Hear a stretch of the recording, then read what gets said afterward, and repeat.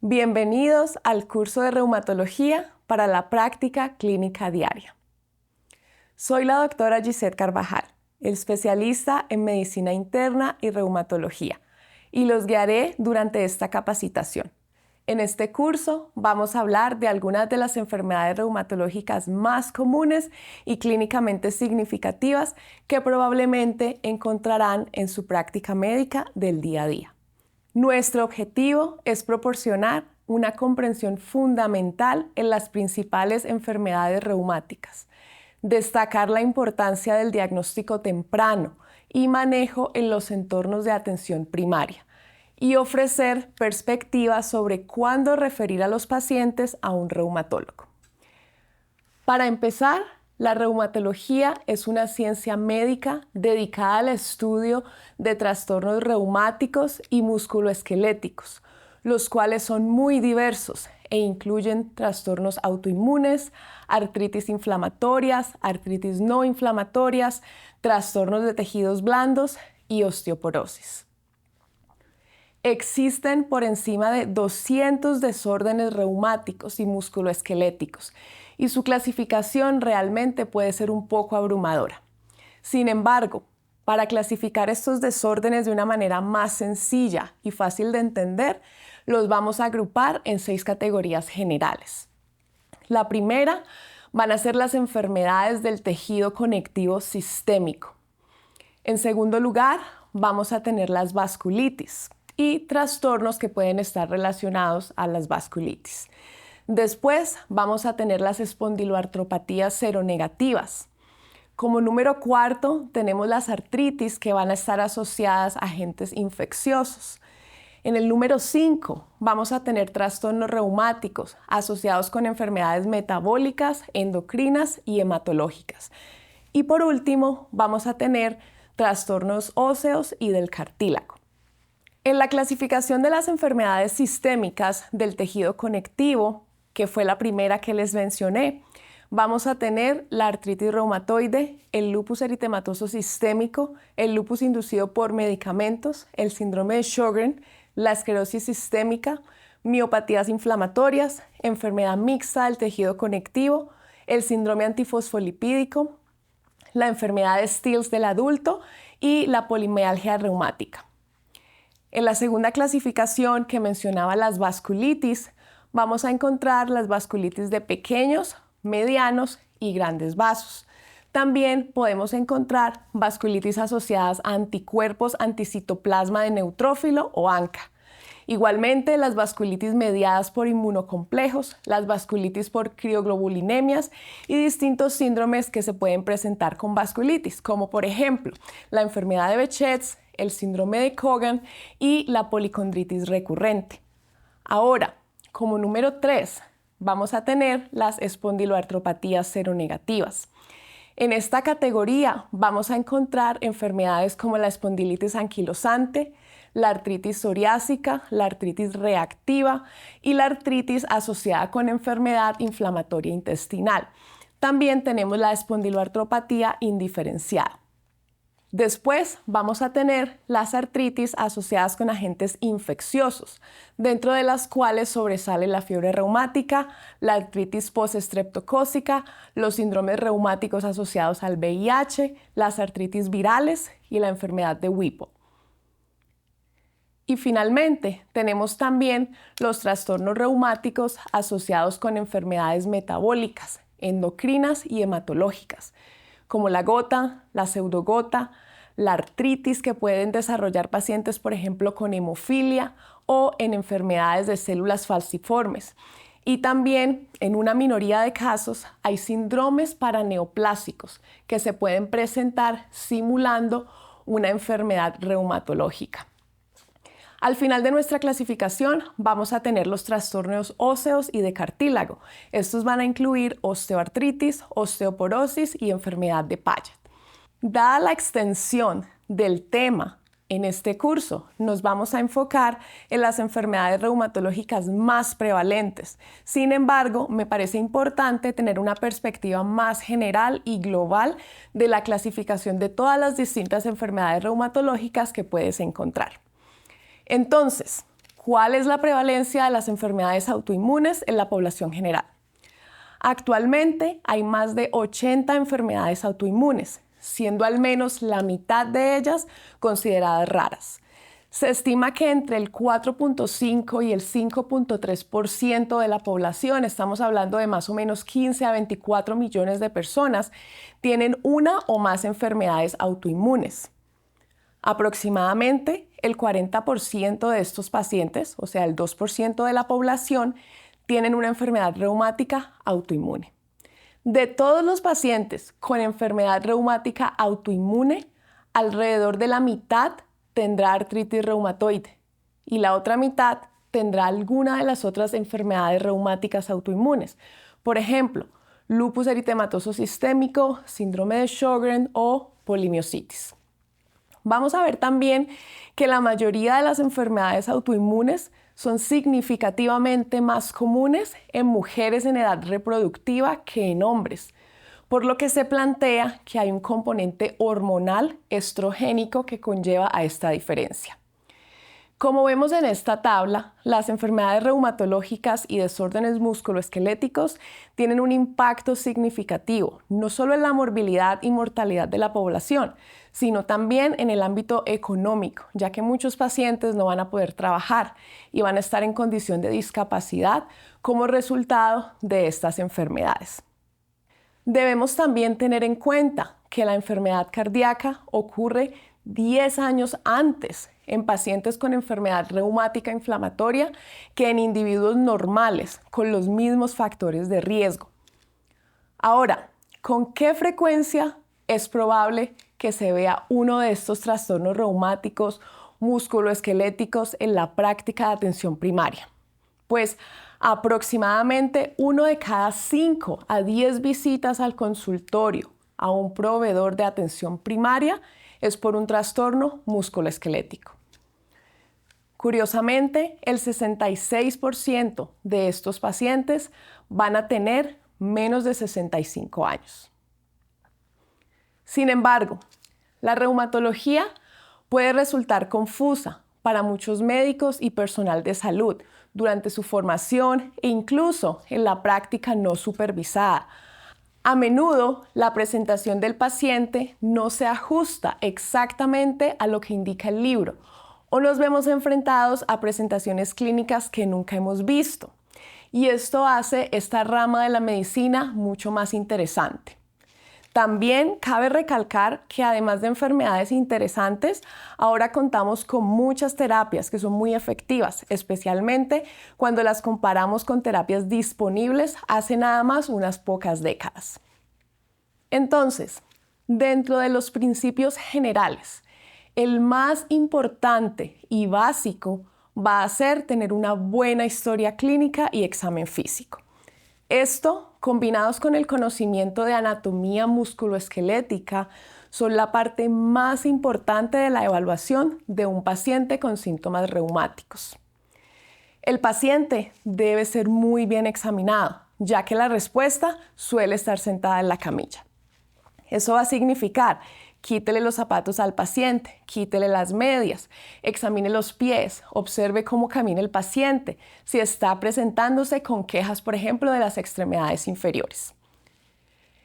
El primer concepto que vamos a aprender es el concepto de artritis inflamatoria y cómo hacer la diferencia con la artritis no inflamatoria. Esto es un aspecto fundamental a la hora de hacer un diagnóstico por una queja articular. Para empezar, la artritis inflamatoria es una artritis que vamos a ver en pacientes con artritis reumatoidea, espondiloartritis, lupus, pacientes con artritis por cristales como la gota y también en las artritis infecciosas. Por el contrario, la artritis no inflamatoria es, por ejemplo, la osteoartritis o la artritis degenerativa discal. La primera pista que vamos a buscar va a ser el patrón de afectación articular, ya que estas van a ser muy distintos en estas dos categorías de artritis. Las articulaciones típicamente involucradas en la osteoartritis primaria son las articulaciones interfalángicas distales, usualmente con el desarrollo de nódulos de Heberden. Igualmente, las articulaciones interfalángicas proximales con el desarrollo de nódulos de Bouchard. El primer carpo metacarpiano también pueden estar involucrados, las caderas, las rodillas y la primera articulación metatarsofalángica, como también la columna cervical y lumbosacra. Debemos tener en cuenta que normalmente la osteoartritis primaria no afecta las articulaciones metacarpofalángicas, las muñecas, los codos, hombros y los tobillos. Si estas articulaciones están afectadas por osteoartritis, es por lo general una osteoartritis secundaria y deben buscarse otras causas, por ejemplo, causas metabólicas como la pseudogota. Ahora, en el ejemplo de la artritis inflamatoria, vamos a tener la artritis reumatoide. En esta presentación, el patrón de afectación articular va a ser distinto, ya que va a involucrar de manera simétrica, bilateral, las articulaciones pequeñas de las manos, como las metacarpofalángicas, interfalángicas proximales y las muñecas, las metatarsofalancas, entre otras. Se debe tener en cuenta que la artritis reumatoide nunca va a afectar las articulaciones interfalángicas distales. Pero, por ejemplo, la artritis psoriásica, que es otro tipo de artritis inflamatoria, sí puede afectar las articulaciones interfalángicas distales.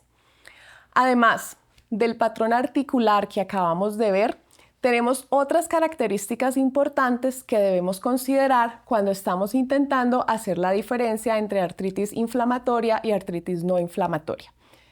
En la artritis inflamatoria, el paciente por lo general va a tener empeoramiento del dolor articular con la inactividad. Va a tener rigidez matutina prolongada, hasta de 1 hora o más. Por lo general, vamos también a ver cambios inflamatorios en el examen físico, con inflamación articular que puede palparse como una hinchazón blanda y esponjosa, particularmente en las articulaciones de las manos. A veces podemos encontrar enrojecimiento, calor local y además de estos cambios físicos podemos encontrar elevación de los marcadores inflamatorios. Al contrario, en la artritis no inflamatoria va a ser muy distinto. El dolor va a empeorar con la actividad. Hay rigidez matutina, pero esta va a ser menor a 30 minutos en la mayoría de pacientes. No hay inflamación articular como la vemos en la artritis reumatoide. A veces pueden haber efusiones, por ejemplo, en la rodilla, cuando hay osteoartritis muy avanzada, pero es lo que llamamos una efusión fría, ya que es un líquido sinovial sin inflamación. Y podemos ver también agrandamiento duro y óseo de las articulaciones de las manos. En la artritis no inflamatoria no vamos a ver elevación de los marcadores inflamatorios, contrario a la artritis inflamatoria. Debemos tener en cuenta que en muchas ocasiones hay superposición de estos síntomas, ya que un paciente con artritis reumatoide también puede tener osteoartritis, por ejemplo. Entonces, estos pacientes pueden tener dolor con o sin actividad. Y los medicamentos que toman para la artritis reumatoide no van a aliviar el dolor de la osteoartritis. Entonces, estos pacientes van a tener dolor residual. Y a veces puede ser un poco difícil hacer la diferencia de cuál artritis está causando los síntomas en los pacientes. Por eso es tan importante saber estas características principales y saberlas diferenciar. Además de esto, vamos a contar con la ayuda del líquido sinovial para hacer la diferencia entre estos dos tipos de artritis. En el análisis del líquido sinovial normal, vamos a ver un líquido que va a ser muy claro, no tiene color, es viscoso y vamos a encontrar menos de 200 leucocitos por milímetro cúbico si mandamos una muestra de líquido sinovial al laboratorio. En un fluido sinovial no inflamatorio, por ejemplo, de una efusión de rodilla por osteoartritis, el líquido sinovial puede ser claro o amarillo y todavía puede estar viscoso. Sin embargo, estos pacientes no van a tener más de 2000 leucocitos por milímetro cúbico.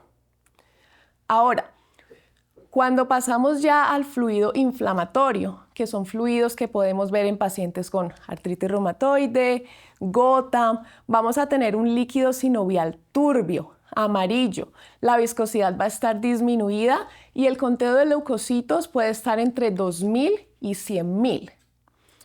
Y por último, tenemos el líquido sinovial por infección bacteriana, que también va a ser un líquido inflamatorio. Aquí vamos a poder ver a veces un líquido purulento, de una viscosidad muy disminuida.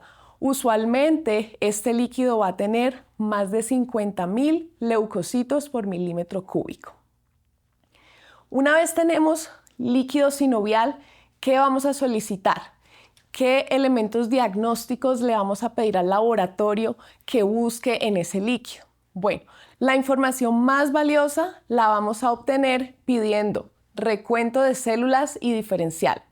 Esto nos ayudará a clasificar el fluido como inflamatorio o no inflamatorio, como lo acabamos de discutir. Segundo, vamos a pedir un Gram con cultivo para descartar infección. Y por último, un análisis de cristales, buscando evidencia de ya sea gota o pseudogota. Recuerden que la presencia de cristales no descarta infección, ya que una infección articular puede exacerbar un ataque de gota o pseudogota al mismo tiempo. Entonces, estas dos patologías pueden coexistir. Ahora, cuando estemos hablando de compromiso poliarticular, esto quiere decir que estamos hablando de que hay 5 o más articulaciones comprometidas.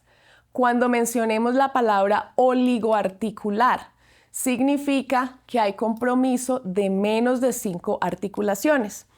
Y monoarticular quiere decir una sola articulación comprometida.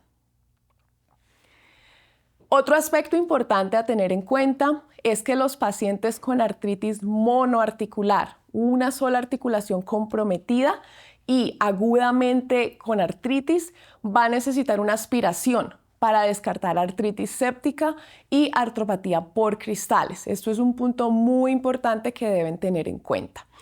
La artritis monoarticular atraumática se debe en su mayoría, más o menos en un 75 a 80% de los casos, a enfermedad por cristales. En aproximadamente 10 a 15% esto se va a deber a infección hasta que se demuestre lo contrario. Por tanto, artritis monoarticular va a necesitar una artrocentesis y un estudio de líquido sinovial. Otro punto a tener en cuenta es que la aspiración articular es generalmente segura hasta un INR de 4.5. Sin embargo, si hay alta sospecha de artritis séptica, se debe aspirar la articulación independientemente del INR. Además de conocer los elementos para diferenciar la artritis inflamatoria de la no inflamatoria, también es importante reconocer las diferencias más importantes entre el dolor lumbar inflamatorio y el dolor lumbar mecánico, sobre todo cuando tenemos la sospecha diagnóstica de la espondilitis anquilosante. En esta tabla podemos ver algunas de las diferencias entre el dolor lumbar inflamatorio y el dolor lumbar mecánico. Sin embargo, en algunas ocasiones estos síntomas pueden coexistir. Pero cuando un paciente se presenta con dolor lumbar inflamatorio, usualmente va a ser un paciente menor de 40 años. El dolor va a ser de inicio insidioso y de una duración por lo general mayor a 3 meses. Por lo general, el paciente se va a quejar de rigidez matutina de al menos 60 minutos. Y en muchas ocasiones pueden tener dolor lumbar nocturno que los despierta en la segunda mitad de la noche, dolor que alterna de lado a lado y disminución del rango de movilidad de la columna vertebral en todos los planos. Y una de las características que más diferencia el dolor inflamatorio con el dolor mecánico es que el dolor inflamatorio mejora con el ejercicio y empeora con el reposo, lo cual es completamente contrario al dolor lumbar mecánico. Ahora, pasando a las ayudas diagnósticas. Las pruebas del laboratorio deben usarse para confirmar un diagnóstico clínico, no para hacerlo. Por tanto, no solicites una prueba de laboratorio a menos que sepas por qué la estás solicitando y qué harás si el resultado es anormal. Debemos también tener en cuenta que no todos los pacientes con un factor reumatoide positivo van a tener artritis reumatoidea y no todos los pacientes con unas ANAs positivas o un anticuerpo antinuclear positivo van a tener lupus eritematoso sistémico. No se recomienda realizar mediciones seriales del factor reumatoideo y el antipéptido cíclico citrulinado en pacientes con artritis reumatoidea, ni tampoco se recomienda ANAs seriales en pacientes con un ANA positivo documentado y un diagnóstico de lupus, por ejemplo, ya que estos no van a tener ningún valor conocido una vez se ha hecho el diagnóstico. Por ejemplo, sus niveles no aumentan con enfermedad activa o disminuyen con enfermedad inactiva. Al menos esto no se ha comprobado hasta este momento. No todo paciente con un HLB27 positivo tiene espondiloartritis. Aunque el HLB27 aumenta 50 veces el riesgo de una persona de desarrollar una espondiloartritis, solo 1 de cada 50 pacientes, o sea el 2%, que tienen un HLB27 positivo sin antecedente familiar, va a desarrollar espondilitis anquilosante durante su vida. Así que es una... Los niveles bajos de complemento como el C3 y el C4 no son únicos del lupus eritematoso sistémico. También los podemos encontrar en etiologías como la crioglobulinemia, la vasculitis urticarial, la endocarditis bacteriana subaguda, la glomerulonefritis postestreptocócica o membranoproliferativa y también en vasculitis asociadas a la hidralacina. Siguiendo con los laboratorios. Los marcadores inflamatorios elevados, como la velocidad de eritrosedimentación y la proteína C reactiva, no son específicos para las enfermedades autoinmunes. Aunque estos van a estar elevados en la mayoría de enfermedades autoinmunes cuando estas no están bien controladas, debemos tener en cuenta que las infecciones son también frecuentes en estos pacientes y las infecciones van a elevar estos marcadores inflamatorios. Por ejemplo, la fiebre en un paciente con enfermedad reumática sistémica conocida es una infección o es de etiología no reumática hasta que se demuestre lo contrario. Claramente, la infección causa la muerte en pacientes con enfermedad reumática más a menudo que la propia enfermedad reumática. Entonces, debemos evitar la visión en túnel y debemos evitar asumir que la enfermedad reumática es la causante de cualquier síntoma que se presente. Y por último, si perteneces al personal de salud de atención primaria, es importante referir estos pacientes con sospecha de enfermedad reumatológica temprano al reumatólogo, ya que esto va a permitir un tratamiento temprano con mejoría del pronóstico a corto y a largo plazo. En este curso vas a aprender las pruebas diagnósticas iniciales, como también el tratamiento de muchas de estas enfermedades, para que tengas un manejo multidisciplinario de los pacientes con enfermedad reumatológica. Con esto terminamos la introducción a nuestro curso. Ahora sí, empecemos con el primer tema, que será la artritis reumatoide.